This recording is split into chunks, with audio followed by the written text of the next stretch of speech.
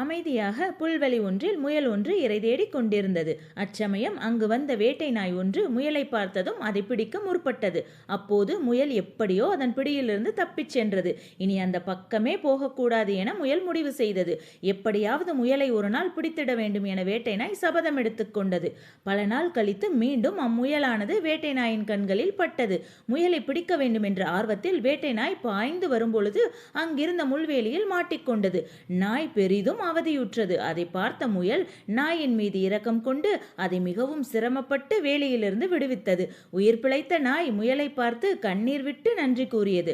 அதற்கு முயல், எதிரியும் பகைவர்களும் சூழ்நிலையால் ஏற்படுகின்றவர்கள், எனவே அதனை நினைத்து கொண்டு வாழ்வது வாழ்க்கை அல்ல, இரக்கம் காட்டி வாழ்வதுதான் வாழ்க்கை என்றது.